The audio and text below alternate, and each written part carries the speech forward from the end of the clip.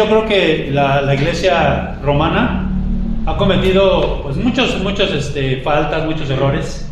Y uno de esos errores es que a los lugares donde estuvo el Señor Jesucristo, pues allí en Tierra Santa, lo que ha hecho es que en cada lugar ha puesto o ha levantado o ha erigido un templo, una basílica, una iglesia.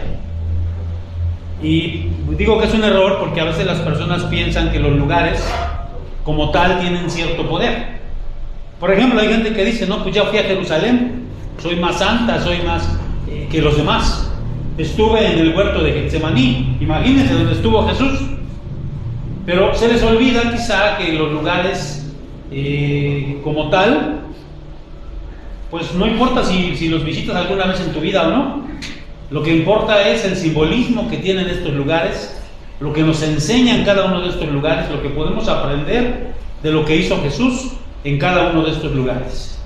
Vamos entonces a orar y vamos a pedirle al Señor que nos hable en esta hora. Padre, tú sabes que ninguno de los que estamos aquí somos dignos, Señor, pero queremos pedirte perdón por nuestros pecados, por nuestras faltas, y queremos pedirte, Señor, que nos uses a cada uno de nosotros, no solo a mí, que voy a predicar tu palabra, sino te rogamos que el Espíritu Santo también use, Señor, a cada uno de los que estamos aquí, para poner atención, para poder estar prestos a escuchar tu palabra y a ponerla en práctica en nuestras vidas, porque eso es lo importante y eso es lo que nos cambia y nos hace bien. Te rogamos que así sea, en el nombre de Cristo. Amén y amén. Pues vamos a dar uno más. Ya vimos que vamos a hablar acerca del huerto de Getsemaní, y como yo mencionaba, precisamente la Iglesia Católica hizo en ese monte, ahorita vamos a ver, no sé si se acuerdan, que Jerusalén está rodeada de montes, y uno de los montes que están al lado de Jerusalén, o por uno de los costados de Jerusalén, es el monte de los Olivos. Y entonces ahí la Iglesia Católica, donde ellos creen que estaba el huerto de Getsemaní, hicieron una iglesia que se llama la Basílica de las Naciones, y ahí hay un emplazamiento, una piedra, donde se cree, dicen ellos, que ahí fue donde oró el Señor Jesucristo. ¿Cómo pueden saberlo? Quién sabe, pero a ellos así dicen. Incluso la basílica, la que está aquí, es toda esta parte y tiene un jardín, y ahí hay, obviamente, ¿qué tipo de árboles creen que son esos que están ahí?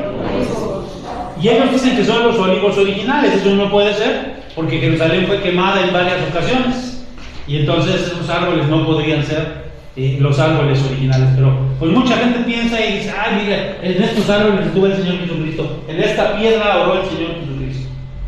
Pues eso no es lo que importa, como vamos a ver aquí a continuación. Vamos a darle uno más y vamos a ver el significado. Una vez les mencionaba, pero quiero repetirlo aquí. Su significado es Gatsemane en hebreo, y significa prensa de ¿qué?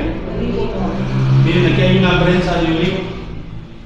Ustedes saben que las aceitunas es el fruto que da el olivo, y esas aceitunas obviamente dan aceite, el famosísimo aceite que utilizamos en Navidad para hacer el bacalao, o que mucha gente utiliza para hacer ensaladas, y que por cierto es muy caro, pero también es un aceite muy benéfico, no es tan malo como los demás aceites. Y entonces se llama así prensa de olivo, porque precisamente en toda esa región, en todo ese lado, en ese monte, ¿cómo se llama entonces el monte? Monte de los Olivos. ¿Qué quiere decir esto? ¿Por qué se le nombraba así? Porque en ese monte había muchos árboles ¿de qué?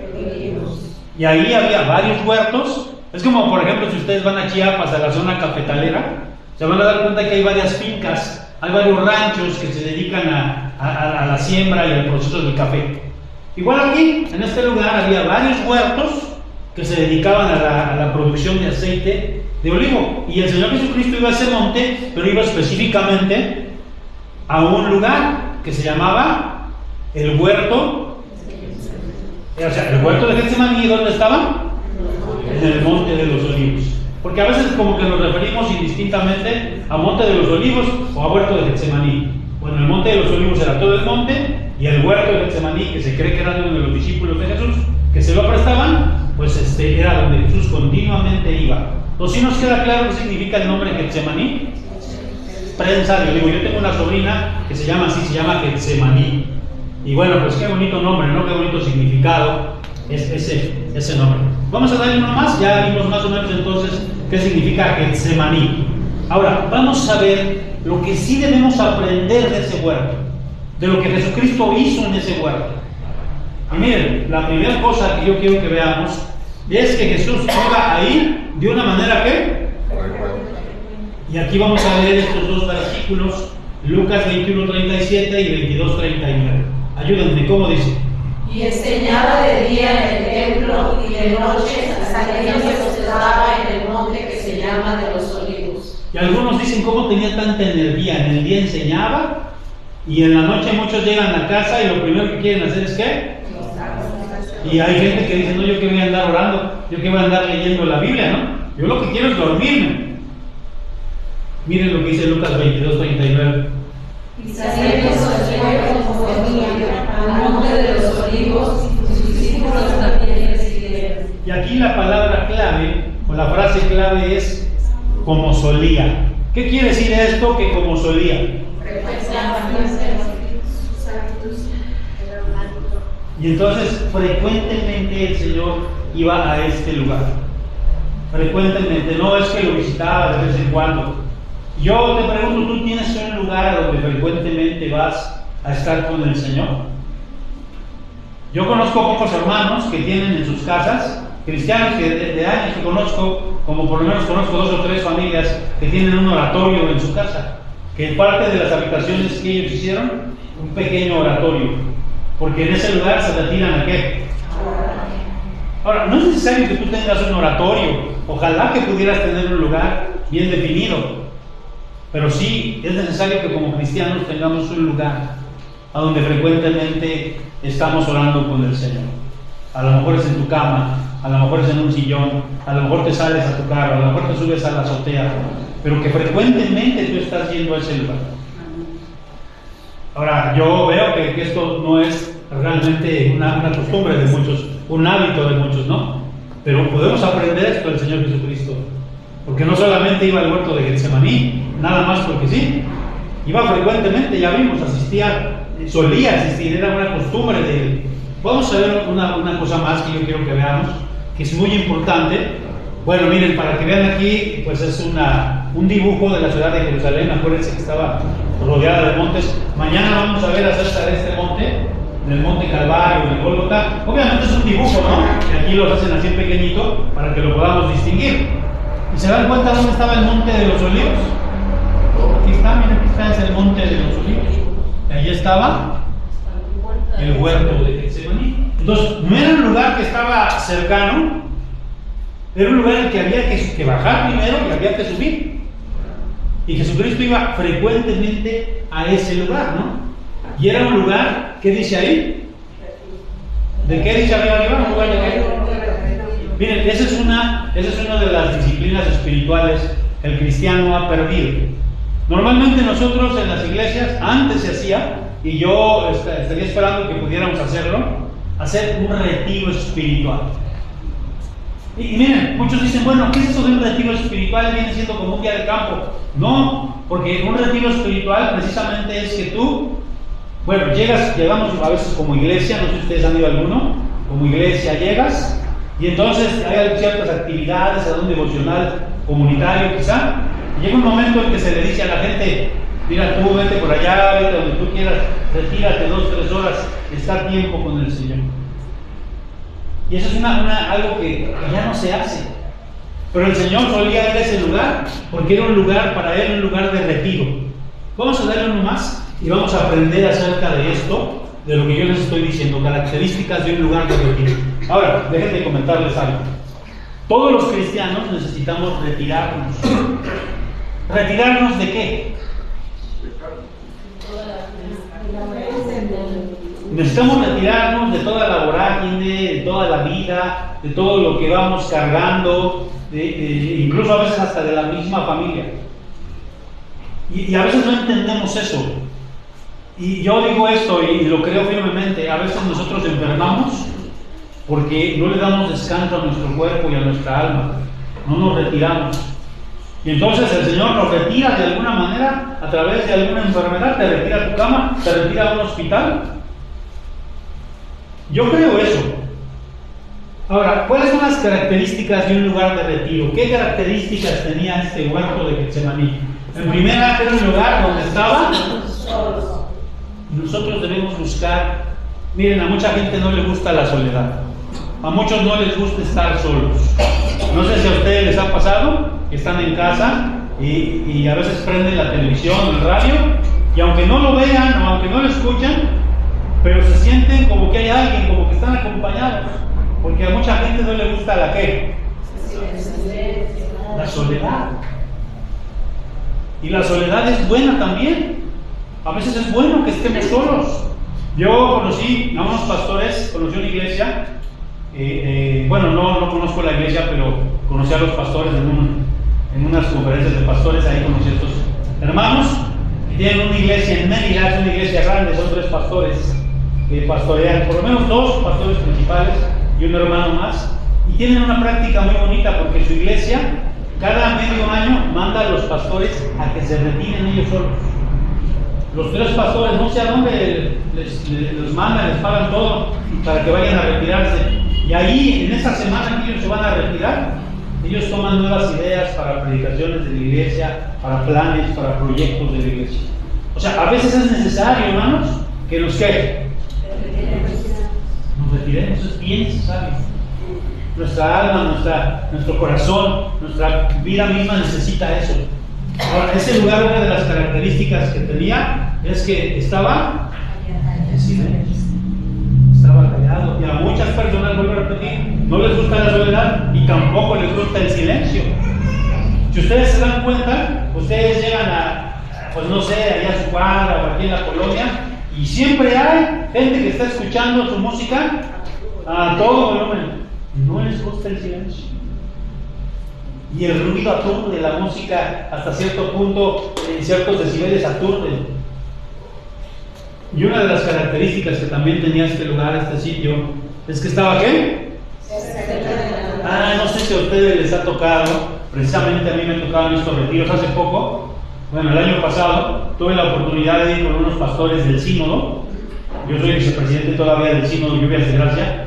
E hicieron una caminata para pastores y nos citaron allí en el cerro del el que está por allá por el norte, por Acueducto, por allá, no sé cómo se llama ese cerro. Un cerro bien feo, que estaba bien seco, y había que subir a ese cerro. Y llegó un momento en que nos dijeron, bueno, la intención de esto es que ustedes estén cerca de la naturaleza. Y yo dije, bueno, aquí no hay tanta naturaleza, pero sí había. Y entonces nos dieron un momento para orar, para estar cercanos, para respirar un poco de aire puro. Y eso, aparte de que es benéfico para tu salud, es benéfico para tu alma. Porque hay lugares en los que no se escucha nada, o a veces se escucha el trinar de un ave, o como el viento le pega a las ramas, pero hay un contacto con la naturaleza. Y yo estoy seguro que por eso al Señor Jesucristo le gustaba ir a ese lugar. Incluso hay un himno, ¿no? Que dice, no me acuerdo exactamente cómo dice el himno, cómo dice, aún temprano en la floresta, algo así dice, ¿no? Cuando aún en la floresta, algo así, ¿no? Exactamente, de temprano, ¿no? Y estar solos orando con el Señor. Eso es bien importante y eso nos enseña el huerto de Getsemaní.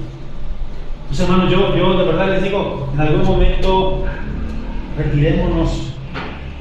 Yo creo que es válido que le podamos decir al esposo, sabes, pues yo quisiera ir a orar, pero pues no contigo. Quisiera ir al bosque aquí arriba, ¿cómo le llaman? Al monte.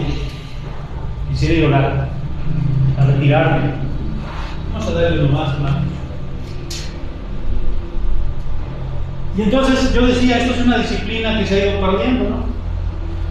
Y que es muy necesaria, retirarnos del bullicio, de la vorágine. Pero ¿para qué se retiraba el Señor? ¿Para qué Él se retiraba? Bueno, vamos a ver que era para varias cosas. En primer lugar, se retiraba cuando iba a tomar una ¿qué? Una decisión importante en su vida. Por ejemplo, cuando iba a elegir a sus discípulos. Aquí obviamente no está hablando del monte de los olivos, está hablando de otro monte, porque aquí estaba en Galilea, aquí no estaba en Jerusalén. Pero fíjense lo que dice Lucas 16:12. En aquellos días él fue al monte a orar y pasó la noche orando a Dios, y cuando era de día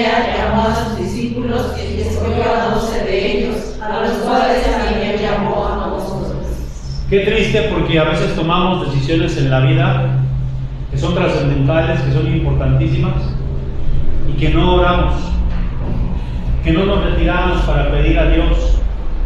Porque a veces pensamos que orar es llegar a tu casa, acostarte, Señor, pues casi como decía, ¿no? Por el alimento, Señor, el firmamento, bendice alimento y va para adentro, ¿no? O así, cuando se acuestan, ¿no? Pues Señor, bendíceme y gracias, y se quedan bien dormidos. No se trata de eso, se trata de tener un tiempo de comunión con el Señor y decirle, ayúdame a decidir sabiamente, ábreme caminos, ábreme el entendimiento, dame sabiduría, porque tengo que tomar en la vida decisiones. Y aquí puse yo algunos ejemplos. Por ejemplo, cuando te vas a casar, es una decisión trascendental, porque es una persona en la que vas a ver todos los días de tu vida. Y si no decides bien, ¿qué carrera vas a estudiar? Eso es bien importante. A mí me ha tocado muchachos a lo largo de mi pastoral que entran en una carrera y pues después se salen porque no les gustó, porque no era lo que ellos pensaban. Y es válido, pero qué bueno hubiera sido que primero se acercaran a Dios y le preguntaran el retiro, Señor, ¿para qué soy bueno? ¿Dónde me quieres? ¿Qué negocio vas a abrir? Cualquier decisión trascendental. Porque si yo estoy en todos los días en la vorágine significa eso, ¿no? Es una especie de que no paramos y la vida sigue y es todo como un monstruo, ¿no? Así, ruido por todos lados. Entonces, cuando tú te retiras a un lugar, cuando le pides a Dios que te dé sabiduría, seguramente que Dios te la dará. ¿Recuerdan ustedes? Y no me quiero comparar, ni quiero que nos comparemos con Moisés, pero cuando él bajaba del monte, que había estado con Dios, ¿cómo bajaba? Resplandecía. Entonces, cuando nosotros nos alejamos al monte, al bosque, a donde quiera que sea, cuando menos al parque, cuando menos al deportivo, para orar, seguramente que el Señor nos va a hacer resplandecer y nos va a dar guía y luz. Amén. Bueno, vamos a ver otra de las cosas para las cuales el Señor se retiraba, cuando estaba triste también. ¿Se han dado cuenta que cuando nosotros estamos tristes, muchas de las veces es cuando menos queremos orar? Cuando la gente menos se quiere acercar a Dios. Pero miren, vamos a ver aquí cómo dice Mateo 4:12 en adelante. Vamos a ver este versículo, como dice. Entonces llegaron sus discípulos, tomaron el cuerpo y lo enterraron, y fueron y dieron las nuevas a Jesús. Oyendo Jesús, se apartó de allí en una barca a un lugar desierto y apartado, y cuando la gente lo oyó, le siguió a pie desde las ciudades. Le dieron una mala noticia: habían matado a su primo, habían matado a Juan, había muerto Juan el Bautista. Jesús se entristece porque era su familiar, era su primo, era quien lo había bautizado. Él apreciaba mucho a Juan. Incluso el Señor Jesucristo dijo: ¿a quién salieron ustedes a ver? ¿A una caña cascada? Cuando se refería a Juan el Bautista. No, les digo, a un profeta, a un verdadero profeta. ¿No se entristecen? ¿Y qué hace Jesús? Ahí dice: a un lugar desierto y apartado. Porque ¿dónde más vamos a ir a depositar nuestras tristezas? ¿A dónde? Yo estoy segurísimo, hermanos, que si nosotros practicásemos esto, estaríamos más sanos de muchas cosas. Porque es el ejemplo que el Señor Jesucristo nos dejó. Así que cuando estás triste, a lo mejor estás molesto, retírate a orar. A lo mejor en tu misma casa puedes buscar un lugar de retiro. Vamos a darle nomás. Y vamos a ver también, cuando estaba ¿qué? Cansado. Yo no pensaría, cuando estoy cansado, lo menos que quiero es orar. Lo menos que quiero es tener alguna actividad espiritual. ¿Sabías que cuando estás muy cansado, después del día de tanta tensión, por eso a mucha gente le cuesta trabajo dormir? Y muchos buscan que el tecito de azares, que el tecito de no sé cuánto, o que las pastillas de no sé cuánto. Porque hay gente que no puede dormir. Aunque esté cansada, no puede dormir. porque tiene los nervios alterados, porque tiene el sistema nervioso central alterado, le cuesta mucho trabajo dormirse. Miren, vamos a ver esta parte, como dice, después de alimentar a los 5,000, Mateo 14:23, ¿cómo dice? Desde la juventud subió al monte a orar aparte, cuando llegó la noche estaba allí solo. Fíjense, y uno dice, es que era Dios, pero aquí estamos hablando de la humanidad de Jesús. Acababan de alimentar él y sus discípulos, ¿a cuántas personas? 5,000. A 5,000 varones. Pero yo les he dicho, ¿verdad?, que algunos biblistas, algunos teólogos dicen que pudieron llegar a haber sido hasta 15,000 personas, contando a las mujeres y a niños. Pues eso yo creo que no fue fácil. Yo creo que fue muy cansado. Pero siempre hay un tiempo, hermanos, para que nosotros, antes de dormir, podamos retirarnos de todo lo que hicimos en el día. Y no quiero decirlo así porque a lo mejor se escucha mal, pero no encuentro otra manera, pero es como una terapia, ¿no? Contarle al Señor, descargar en Él todo lo que traemos. Y entonces sí, decir lo que dice el Salmo, ¿verdad? En paz me acostaré, así mismo dormiré, porque solo tú, Jehová, me harás vivir. Pues yo no consigo que como cristianos no podamos dormir, y me incluyo porque a veces yo no puedo dormir. Vamos a darle uno más. Y vamos a ver entonces, era un lugar de retiro, ya vimos un lugar donde se unía el Señor, en un lugar de retiro, pero también en un lugar de qué, hermanos, el huerto de Getsemaní, ¿un lugar de qué? Y ahorita, yo creo que de esto ya hemos hablado muchísimo, me quiero enfocar en esta parte, a ver cómo dice Mateo 26:36, vamos a leerlo, cómo dice esta parte.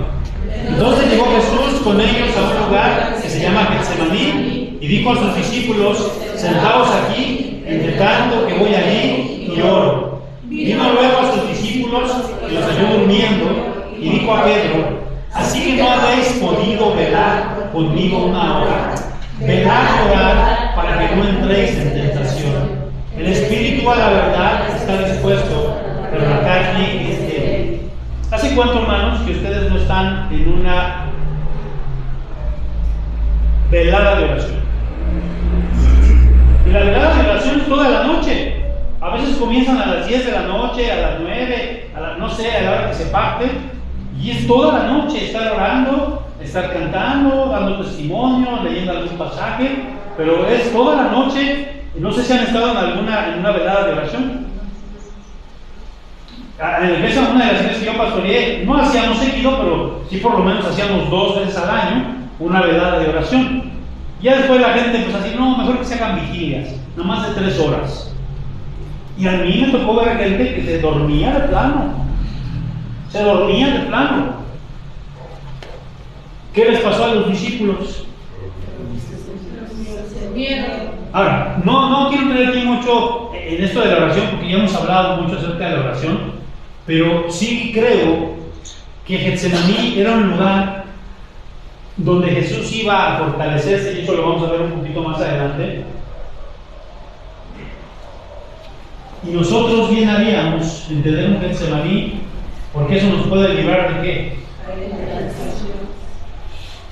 Y las tentaciones que tenemos son muchísimas, todos los días. Señor, ahí en la oficina hay un hombre, un muchacho que pues me está acosando, y a lo mejor pues no me es tan desagradable mismo. Porque hay tentaciones, ¿o no es cierto? Y ciertamente el Señor fue a Getsemaní a orar porque él tenía una tentación muy fuerte. ¿Cuál era esa tentación? Él sabía cómo iba a morir, él sabía que esa noche iba a ser entregado. Y él le dijo, Señor, pasa de mí esta copa. ¿Ha tentado?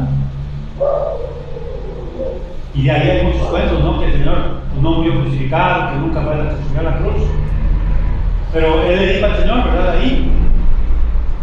no se haga mi voluntad, sino, pues cuando tengas una tentación, ve a tu Getsemaní, retírate, ora al Señor, verdaderamente. Hoy decimos, ay, pobrecitos de los jóvenes, es que tienen muchas tentaciones. Y como que quisiéramos nosotros entender a nuestros jóvenes, no, nuestros jóvenes también tienen que orar, nuestros jóvenes también tienen que retirarse, nuestros jóvenes tienen que hacer lo mismo que hacía Jesucristo. Todos son tentados, hoy en día se dice quemar los jóvenes, pero vamos a darle uno más. Y vamos a ver esta parte importantísima. Bueno, entonces aquí vemos que era para orar y él platicaba con su padre. Y aquí hay una cosa bien importante, hermanos, que se me estaba pasando. ¿Sí ven esta parte estimamente? ¿Se alcanza a ver? ¿O no? Ajá. ¿Qué estaban haciendo los discípulos? ¿Y qué quería el Señor Jesucristo? Que lo apoyaran en oración. Cuando nosotros venimos a alguna actividad de oración los miércoles, pues una persona ora y todos los demás, ¿qué hacemos? ¿Qué hacemos los demás? Los martes y los jueves en la oración en Zoom, uno está orando y ¿qué hacemos los demás? Eso es lo que el Señor quería, que sus discípulos lo apoyaran en oración. Algunos dicen que estaban como a 20 metros, a 30 metros. Realmente no era mucho la distancia y ellos podían escuchar lo que el Señor Jesucristo estaba orando, estaba pidiendo, y Él quería que lo apoyaran en oración. ¿Y cuántos de nosotros queremos que nos apoyen en oración? Y que sea real, de veras, porque hoy en día yo lo he dicho muchas veces, hermanos, la gente te dice, voy a orar, como un cliché, sí, hermano, vamos a orar, sí, vamos a orar, hermano, y oran, nunca oran por eso. Muy pocas personas lo hacen, que realmente tienen esa responsabilidad. Pero sí vamos a darle otro más, y vamos a ver otra de las circunstancias que se dieron en el huerto de Getsemaní, y que bien podemos aprender de ese huerto. ¿Era un lugar de qué, hermanos? ¿Se acuerdan? Era una prensa de olivo. Y algunos teólogos dicen que por eso se llamaba así Getsemaní. ¿Y dónde derramó el Señor las primeras gotas de sangre? Antes de ir a la cruz del Calvario. ¿Aquí? ¿Se acuerdan cómo? Sudó grandes gotas de sangre. Un fenómeno que hemos dicho se llama hematidrosis o hematoidrosis, que se revientan los capilares por tanta presión, por tanta estrés. Y miren lo que dice aquí, Mateo 26:37, y tomando consigo a Pedro y a los hijos de Zebedeo, comenzó a ¿qué? Entristecerse y angustiarse. Fíjense, esta palabra entristecerse es la palabra ektameo en griego. Ahorita me acordé de una predicación, esta sí no me acuerdo de la palabra, pero esta sí me acuerdo de ektameo, y es entristecerse hasta lo sumo. O sea, Jesucristo tenía una tristeza bien profunda y por eso se le reventaron los capilares y empezó a sudar sangre. Algunos dicen que este tipo de fenómeno se da también en aquellas personas que están en el pabellón de la muerte en los Estados Unidos, en los lugares donde hay pena de muerte. Antes de morir se da este proceso de sudar sangre, porque están bajo un estrés, bajo un miedo, bajo una situación bien dura, bien difícil. Y aquí lo dice, ¿verdad? Y angustiarse en gran manera. Entonces Jesús les dijo, mi alma está muy triste. Hasta la muerte, quedaos aquí. Entonces, nosotros, ¿qué entienden ustedes por la palabra agonía? Casi siempre nosotros entendemos una persona que está en un hospital y que se está muriendo, se está agonizando. Pero ese no es el sentido de la palabra. Eso no es lo que significa, por lo menos en griego la palabra agonía no significa eso. Vamos a darle uno más y vamos a ver, y esto lo podemos aprender aquí en el huerto de Getsemaní. Lucas 22:44 dice, y estando en agonía, oraba más intensamente, y era su sudor como grandes gotas de sangre que caían hasta la tierra. No estaba en agonía porque no estaba muriendo, ¿o sí? O sea, no, agonía no significa, eso lo hemos entendido ahora, ¿no? Una persona está agonizando, pero en aquel entonces el griego no significaba eso. Entonces esa palabra griega agonizo significa combatir intensamente. Eso es lo que significa. Y está haciendo alusión a las justas deportivas. Los griegos de aquella época, en la época del Señor Jesucristo, conocían las justas deportivas. Conocían, por ejemplo, una de las principales actividades era la lucha grecorromano. Entonces, tiene ese sentido de cuando un peleador estaba sangrando, pero no se daba por vencido, sino que terminaba la pelea, estaba agonizando, estaba luchando. A lo mejor por eso dicen, ¿verdad?, que una persona que se está muriendo está agonizando porque se está aferrando, está luchando por su vida. Pero de veras, hermanos, ¿cuántas veces nosotros tenemos cosas bien tremendas en el alma, problemas, situaciones bien duras, bien difíciles, y que el único lugar donde podemos ir y agonizar es delante del Señor?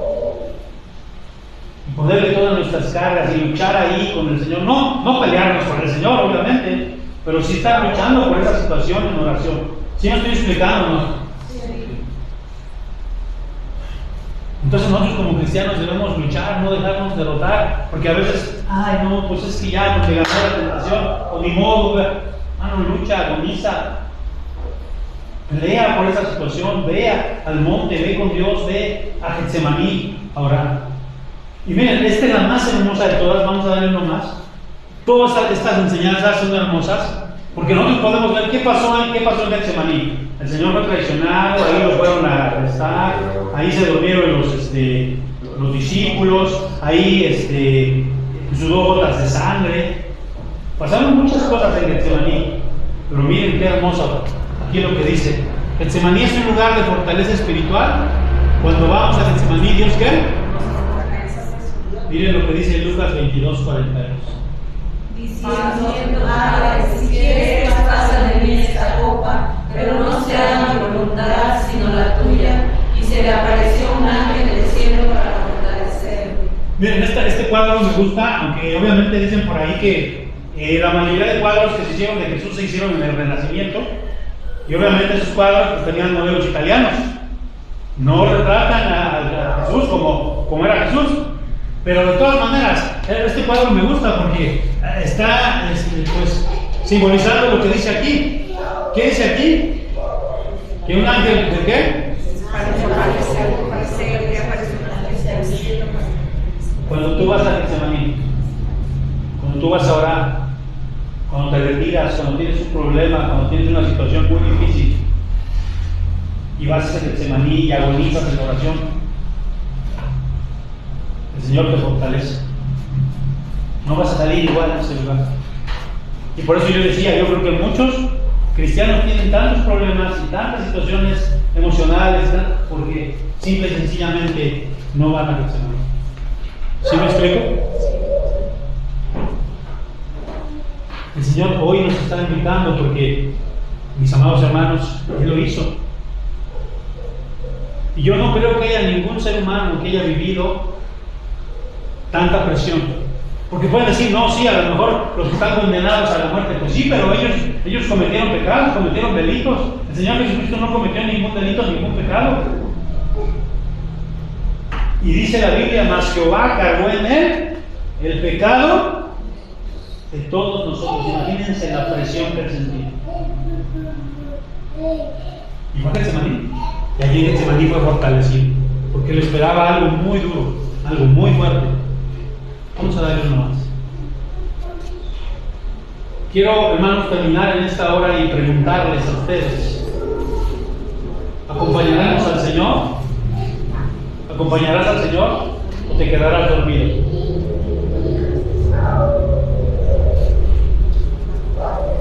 A veces da tristeza, ¿no? En la mañana yo escuchaba a un sacerdote, fíjense, un sacerdote que estaba explicando acerca de las cuestiones de la Semana Santa. Y él decía, qué triste es, decía este sacerdote, porque hace años la Semana Santa era muy respetada por cristianos católicos, por cristianos evangélicos, por cristianos ortodoxos, porque la Semana Santa era algo, fiestas de guardar, donde realmente había reverencia, donde la gente asistía a los cultos. Y hoy vemos que eso se ha ido relajando. Se ha ido relajando. Y muchas de las disciplinas espirituales es lo mismo que ha pasado.